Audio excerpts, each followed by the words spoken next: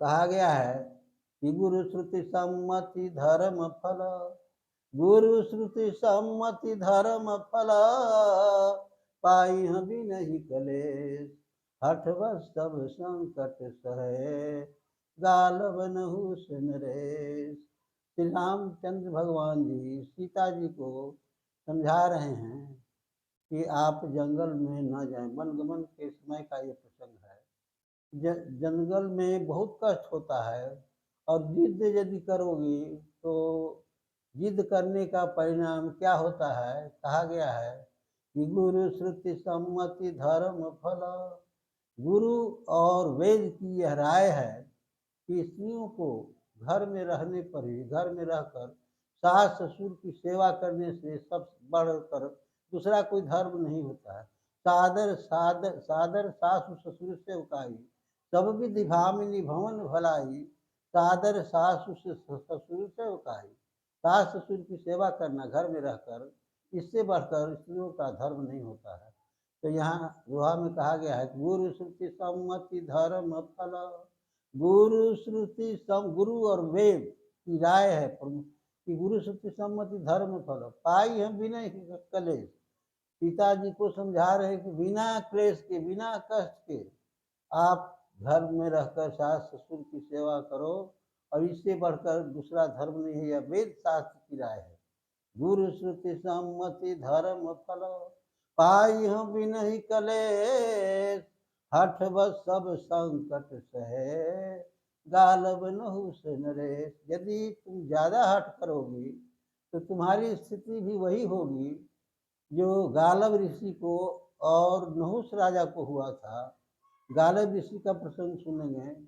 गालब ऋषि अपने गुरु के यहाँ पढ़ने गए थे और सभी शिष्यों को गुरु ने कहा कि तुम, जब शिक्षा समाप्त हुई तो गुरु ने कहा कि तुम अमुक चीज लाना, तुम अमुक चीज लाना अपने घर से गुरु दक्षिणा में। गालब ऋषि घर के गरीब थे, बहुत गरीब थे, इतना गरीब थे कि गुरु को जानकारी थी। गुरु ने कहा कि यह तो गरीब छात्र है, यह क्या लाएगा।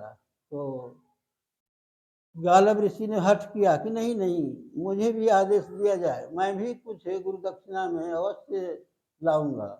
तो गुरु ने कहा कि देखो तुम हठ मत करो, ये खराब बात है, हठ करने से तुम्हें कष्ट होगा। लेकिन गालब ऋषि नहीं मान सके, कहा कि नहीं सरकार, मुझे भी आदेश दिया जाए। उन्होंने कहा, गुरु ने कहा कि जाओ 1000 श्याम कर्ण घोड़ा तुमको लाना है, यही आदेश होता है। 1000 श्याम कर्ण घोड़ा ले आओ। अब बताइए पूरे इंडिया भर में, भारत भर में खोजने पर एक श्याम कर्ण घोड़ा मिलेगा या नहीं। उसके लिए गालब ऋषि बहुत परेशान हुए, नहीं मिल सका, बहुत कष्ट हुआ। तो इसी तरह से सीता जी को श्री राम समझा रहे हैं कि हठ करोगी तुम्हें भी तकलीफ होगी। और नहुष राजा को क्या हुआ। नहुष राजा प्रतापी राजा थे, रहुगन राजा जिसको कहते हैं, रहुगन। तो रहुगन ने क्या किया कि इंद्र की पत्नी से शादी करने के लिए हट किया कि जैसे हो इंद्र की पत्नी से मैं शादी करके ही रहूँगा। और उसके लिए सप्त ऋषियों को बुलाया और सप्त ऋषि जो संत महात्मा हैं उनको कहा कि पालकी में तुम खींच करके ले चलो।